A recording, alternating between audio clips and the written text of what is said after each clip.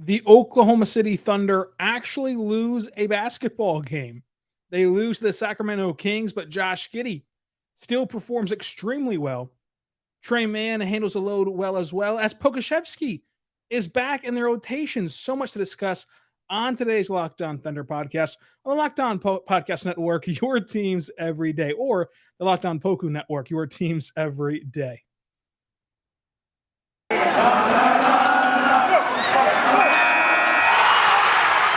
You are Locked On Thunder, your daily Oklahoma City Thunder podcast. Part of the Locked On Podcast Network, your team every day.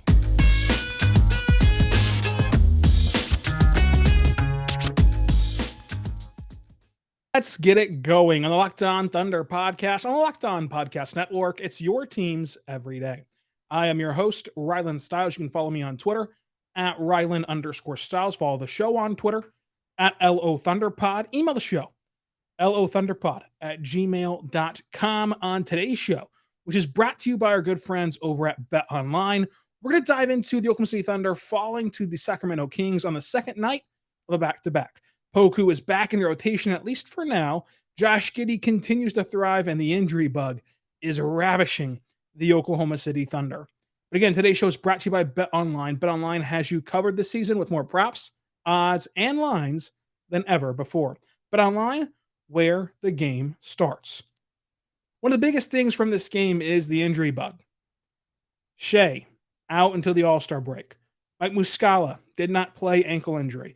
Paul Watson did not play. Lou Dort did not play. Had a facial contusion, which is now being described as a nasal contusion. So he's questionable for the Warriors game. He might be wearing a mask in that game, which would give him superpowers.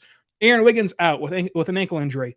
Isaiah Roby out with an ankle injury. But Critchie out with an ankle injury, and he was just sent back to the Oklahoma City Blue.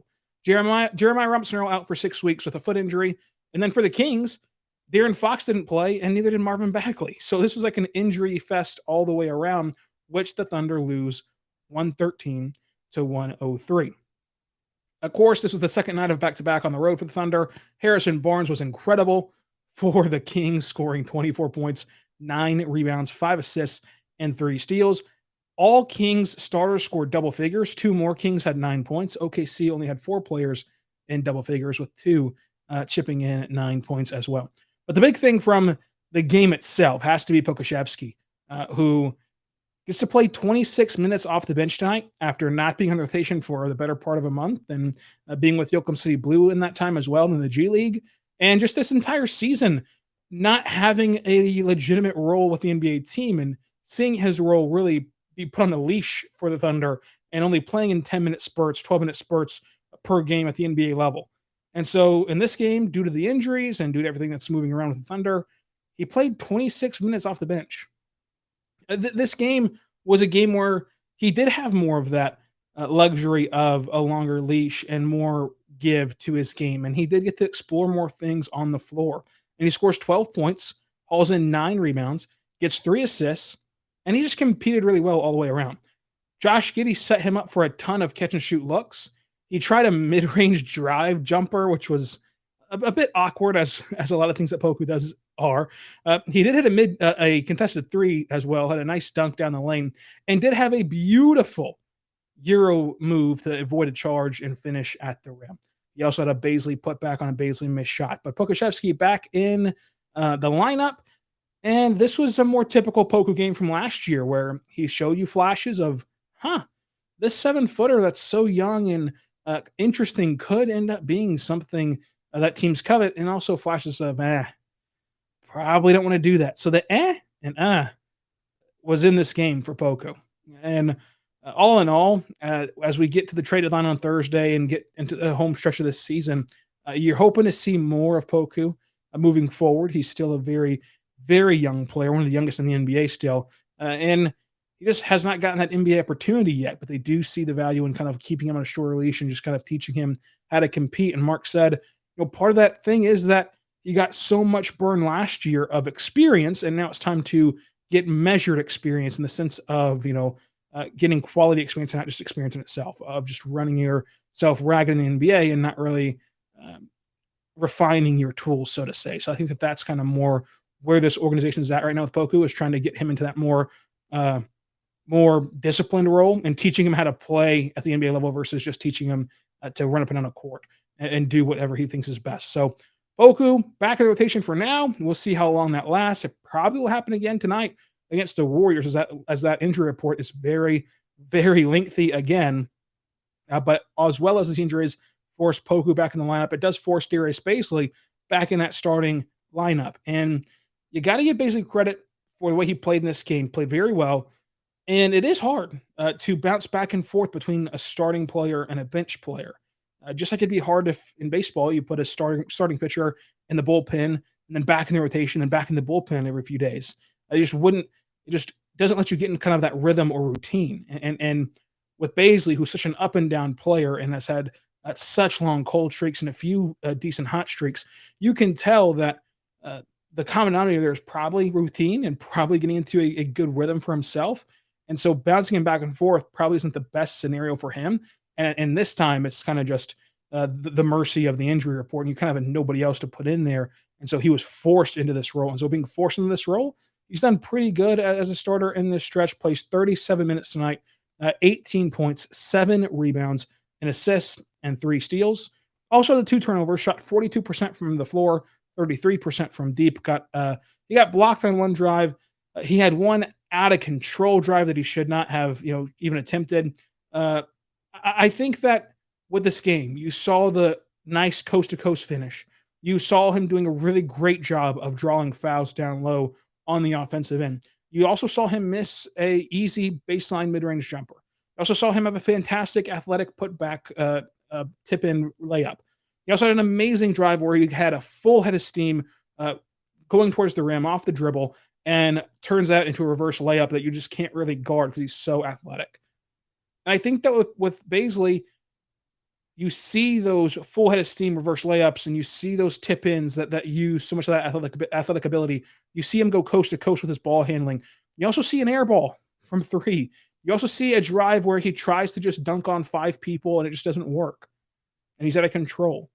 And I think that one thing for Bazley is it seems like he's pressing a bit to where he wants to prove how athletic he is. He wants to prove he can accomplish these things at the NBA level. And sometimes he even lets the success push him to a bad place where he gets away with one tough finish that you probably shouldn't have taken that shot, but you're good and you're athletic and you got away with it.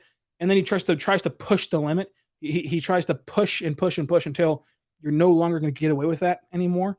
And I think that settling him down will be a big thing in his career to get him where the Thunder want him to be and where he wants to be, because he can be a very legitimate piece for an NBA team. Now, look, I don't know if that place for him is here in Oklahoma City to be a legitimate piece in the rotation, a legitimate kind of piece of a long-term roster, but he does have the ability to be one in Oklahoma City and elsewhere because he's so athletic, because he's so good defensively, especially as an off-ball defender. I think that with him, it's a big issue with him of just settle everything down. You don't got to do too much. And he tries to kind of get into that mode where he, again, gets that tough finish and now wants to test the limits of that tough finish. Instead of, okay, I got that one, let's go back to the drawing board and try to get back discipline and taking high-quality shots. It's like if you let him get away with one thing, he takes a mile, so to say. But Bazley still, really good game, especially considering the circumstances. I do think that people do not realize how difficult it is to have your role change and have your routine change and have your expectations change of when you're going to play, who you're going to play with, and who you're going to play against. It's a totally different mindset. And that's why I give Ty Jerome and guys like that credit too, who will go 3 games at a time without playing and then all of a sudden play 20 minutes a night. Like that is very difficult for yourself as well. So I think that with Bazley, this is a good game for him. I'd grade this game about a B or B minus for Bazley, which is good, and it's good enough for the Thunder. So we'll see how he can grow with this on Monday against Golden State. A tougher matchup for him as well. But one thing that's not tough, folks, one thing that's very, very easy, one thing that's an A-plus grade is Built Bar. Built Bar is fantastic, folks. Built Bar is where you want to be. Built Bar is a protein bar that tastes just like a candy bar. This is the time of year that I've given up on all my New Year's resolutions by now. And Not this year, though. This is what it used to be. Around this time of year, used to you'd give up on those resolutions, but not this time. You want to know why? You want to know why I'm sticking to my routine? It's because for me, I am choosing Built Bar. Built Bar is a fantastic protein bar that can help me stay on track. They have so many new flavors, and most Built Bars contain 130 calories, 4 grams of sugar, 4 grams of net carbs, and 17 grams of protein. Compare that to a candy bar, which is typically about 240 calories, 30 grams of sugar, and a dozen net carbs. You know which one to pick. And the reason why I'm so consistent with the Built Bar is because, folks, listen to this. It's because they have so many great flavors. Mint brownie, coconut almond, and the new white chocolate cookies and cream. Now, you know I love cookies and cream. If you've listened to the show before, you know cookies and cream is my absolute favorite flavor. White chocolate cookies and cream sounds just delightful. So check it out, built.com, promo code LOCK15, 15% off of your next order. We are back on the Locked On Thunder Podcast, on the Locked On Podcast Network, your teams every day. Thank you for making Locked On Thunder your first listen. The NBA trade deadline is Thursday, February 10th at 3 p.m. Eastern. And the Locked On NBA podcast will cover it live from 2 p.m. to 4 p.m. Eastern Standard Time. That's 1 p.m. to 3 p.m. Central Time. Join Kim Becker, John Corrales, and Locked On Fantasy Basketball host Josh Lloyd, which Locked On Fantasy Basketball, folks, is the #1 fantasy basketball podcast in the world. To get analysis on every single blockbuster move, subscribe to the Locked On NBA YouTube page and turn on the notifications so you know whenever they go live. I'll be in there in the chat as well, watching the show, commenting what I'm hearing from the Thunder side of things. If the Thunder make a big move, I'll hop on there as well our local experts from every single team when their team makes a move. So hear from all of us. It's a network-wide event, something only we can do at the Locked On Podcast Network. So make sure you check out Locked On NBA on YouTube. That's where the stream will be, and it will begin on Thursday, February 10th at 2 p.m. Central Time, 3 p.m. Eastern, and you have to adjust to the other time zones. I'm not going to do the math here. I'm not very good at math. That's why I am a journalism major. So talk about this incredible Kings game where the Thunder played pretty well, still got a loss, their first loss since SGA left with an ankle injury until the All-Star break. And so when we look at this game, we see that Bazley played well, Poku back in the rotation played well. An interesting thing here, though, is Mamadi, who played very well. 9 points, 8 rebounds, 66% from the floor. Worked that pick and roll game with Josh Giddey pretty well all game. 1 for 3 from the line, though, trying to improve that as well. If you go 3 for 3 from the line, like, for example, your points look a lot different in this one. 24 minutes in this game. His 10-day deal expires right around the deadline. And the Thunder have an open roster spot. Look, he's made another start in this game due to the injuries. The organization has hyped him up since day one. They claimed him off waivers. They liked him so much, and they have said how much they like him. And I do wonder if he doesn't have that hip fracture in training camp, does he make this team out of the gate? And Gabriel Deck kind of gets cut at that point in the season or in the preseason. And it's interesting, and it's always calculated with the Thunder. The Thunder are always very calculated to where he kind of aligns with the trade deadline in the sense of his 10-day deal being expired. I do wonder what the plan is because, as I've said before in this podcast for months, I've heard from multiple sources that the Thunder are going to go on the deadline and they're going to use this open roster spot to take on 2-for-1 trades and take on more salary and be a salary dumping grounds to get better assets in return. What do the Thunder do with that open roster spot for now at the deadline and also beyond the deadline? Because there's a lot of different options. If the Thunder truly love Mamadi, which they say that they do, you can use that roster spot to just give him the NBA spot out of the gate, right? But you also have your 55th overall pick, Aaron Wiggins, who's played very, very well, and who the Thunder love very, very much. That seemed like a no-brainer to go in that spot, right? And then you also have the ability to, of course, trade for an additional player in the 2-for-1 deal and not buy them out and keep them on that spot. So there's just so many moving parts that we're going to have a clearer picture on Friday. But I would not be surprised if Mamadi gets in some way some form of a roster spot on this team, given how much the organization really likes him and given how well he's played so far with the organization, even going back to training camp, much less this very good stretch that he's on right now on this 10-day deal. But he played good. He played really, really good. As did Taylor Maledon. Shout out Taylor Maledon, by the way. Solid off the bench, 9 points, a rebound, an assist, 1 missed shot, 1 foul, 1 for 1 from 3. Another guy who's bounced in and out of the rotation and who's not had the year he's wanted to have. He's been very bad this year by and large, but this was a good game for Taylor Maledon, so credit to him. But we have to talk Josh Giddey. In this game, Josh Giddey does Josh Giddey things and gives so much hope for the future. 37 minutes, 24 points, 8 assists, 4 rebounds, 4 steals. I should say 4 turnovers, 2 fouls, 52% from the floor, 1 for 5 from deep. He had that classic floater in the paint, but it was not just in the paint. He hit a floater in this game from the low block, kind of angling, cutting baseline, and Maledon found him. He also had a floater in this game from the top of the key, like around the elbow, really leaping before the elbow even was, before the elbow on the floor. His floater is something that he's very comfortable with, and he's obviously comfortable now taking that at a lot of different spots on the floor. I mean, he was practically leaping from the 3-point line, that floater, around the free throw line and elbow in this game. Also, hit a contested layup at the rim, a traditional layup at the rim. I think that the floater just gives him so many options. We've talked about this before, but it shows his soft touch with the basketball, which hopefully translates well to his eventual shooting ability. It also gives him so many options once the Thunder find a more traditional big man for him to turn that floater look into a pass to the big man, a lob or whatever the case is, to the little block to the big man. And he's just a really good scorer with it. But another thing that gave me a lot of hope, not just that the fact that now he's seeing that floater off in a bunch of different avenues and a bunch of different spots on the floor, it's that the jump shot from the elbow he made in traffic was a good sign. But also, in transition, fast break, he pulls up, spot up 3, pulled up off the dribble, in transition whenever he could have gotten to the rim. And he hits it. And I think that when you look at this, and he goes 1 for 5 from 3, you might look at the box score and go, oh man, he didn't shoot well from 3. It's the fact that he's acknowledged, hey, I got to change my shot this offseason. There's nothing I can do about it in season. I can't change my shot in season.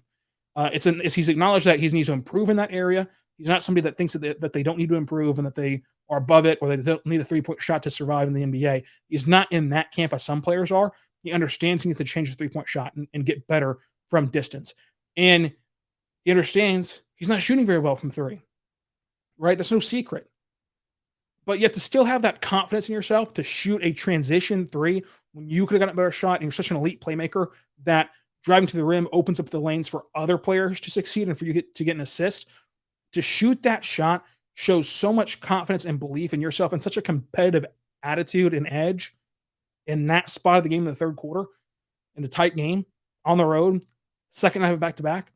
Whenever you're feeling the pressure of, okay, all these guys are out, this is kind of my team now at 19 years old, I got to lead this team for the time being.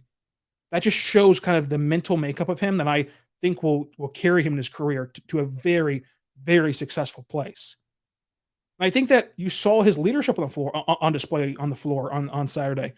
Whenever he's making the extra pass and always making the right swing pass in the midst of a play, even if it's to a guy who's also struggled.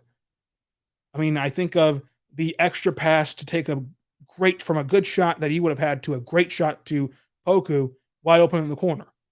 I think that right there instills confidence in your teammates of, I know you're struggling, but I'm still going to get you this ball and take it out of my hands and give it to you because I believe this is the time you're going to make it in the corner. And I believe that this is going to break your cold spell. Whenever he has 20-plus points and he's the true leader on this team right now without all those other guys, it all falls on him. To still show that level of confidence in a teammate that's been struggling a lot might be me looking too much into it, but I think that it kind of does show his leadership in that way. And then that transition 3 was just, it was jaw-dropping, not in the sense that he made it, but in the sense of like, wow, you're taking that shot in that spot now? That sort of thing really, really spoke to how competitive he is and how just kind of confident he is. And with his work ethic, with his competitiveness, with his attitude, I don't see how he hasn't become a league average 3-point shooter in his career. And at that point, if he gets to league average with his playmaking chops, that's all he needs. That is all he needs. Anything more than that is gravy. And that right there will make him an elite player. It really will. And he said after the game that, he liked the fact that he got his ass kicked by Harrison Barnes, his words, not mine, and that he thinks that it'll make him better in the long run. And then he also had some nice passes, as he always does, like basically a lob pass to Derek Favors on the pick and roll. Also ran that pick and roll with Mamadi and had a beautiful bounce pass in the pocket to Mamadi for an and one layup. Just really good game from Josh Giddey. We're going to talk about Trey Mann and how the Thunder lost this game to the Kings coming up. But first, I want to say right now, but our good friends over at Bet Online. Folks, Bet Online has you covered this season with more props, odds, and lines than ever before. As football marches through the playoffs right up to the big game next week, BetOnline.net remains the best spot for all of your sports scores, podcasts, and news this season. And it's not just football, folks. Not just football. BetOnline has up-to-the-minute info on pro and college hoops, NHL, boxing, UFC, with real-time live updates on current games. So do not wait. Take advantage right now of these amazing offers for the 2022 season. BetOnline, where the game starts. We are back on the Locked On Thunder Podcast, on the Locked On Podcast Network, your teams every day. Thank you for making Locked On Thunder your first listen every single morning, every single day. We're here for you talking Thunder basketball. For your second listen, go check out the Locked On Bets podcast, which is winning you money for free every single day. Go check that out as well. Now, again, thank you for making Locked On Thunder your first listen every single morning, every single day. Subscribe for free across all platforms. Every episode, every day is free. So make sure you subscribe on Apple Podcast, on Spotify, Apple, YouTube, wherever you get podcasts from. Subscribe over there as well. So let's dive into this game some more and talk Trey Mann. Trey Mann, again, getting that minutes boost, becoming more of a leader of sorts for the Thunder, given the injuries. He plays 32 minutes, 16 points, 33% from the floor and from deep, 3 assists, 3 rounds, and a steal. Like the game from Trey Mann, always is a nifty score, and I can't wait to see how Trey Mann's career unfolds. Like, it's like you kind of want to rush it because you see the makeup of this guy can be one of the best bucket getters, just pure bucket getters in the NBA. And what does that look like in 2 years, in 3 years, in 4 years? What does that look like for the Thunder and for himself long term? But how the Thunder win this game or lose this game? Well, they lost it because Sacramento grew a 17-point lead at one point. The Thunder's largest lead was 1 point. 2 times the lead changed hands. 5 times the game was tied. Sacramento won the rebounding edge 47-41. Sacramento had 1 more turnover. Sacramento shot 51% from the floor, 37% from 3, and 66% from the floor. The Thunder shot 48% from the floor, 30% from deep, and just 62% at the line, which is not good considering the Thunder typically shoot the ball really, really well from the free throw line. And that was not the case in this game. They tied for points in the paint. Sacramento won the second chance points 14-15. OKC won fast break points 14-11. OKC bench outscored Sacramento's 30-27. Sacramento wins the first 3 quarters. In the fourth quarter, the team's tied. So that's how the Thunder lose this game 113 to 101. But the Thunder did have 1 more point off of turnovers. So that's kind of the story of this game. And the Thunder fall to the Kings after a 3-game winning streak without SGA. And now they kind of settle into an interesting spot here. They play Golden State on Monday in OKC, returning home. And the injury report is not kind to the Thunder. SGA, ankle injury, out. Bedkrichi, G League, out. Jeremiah Robinson-Earl, foot, out. Isaiah Roby, ankle, out. Aaron Wiggins, ankle, out. Mike Muscala, ankle, out. Lou Dort, nasal fracture, questionable. So you have a chance to lose SGA, Wiggins, Roby, Robinson-Earl, Muscala, and Dort in this game. Hopefully Dort can play, though. And if Dort does play, again, he'll probably be wearing a mask, which, of course, will spark all the memes and likely be very, very fun. So subscribe to Locked On Thunder on all platforms for free so you never miss an episode. Follow me on Twitter for live updates at Rylan_Styles at RYLAN_STILES. And until tomorrow, whenever we recap the Golden State Warriors game, be good and be good to one another.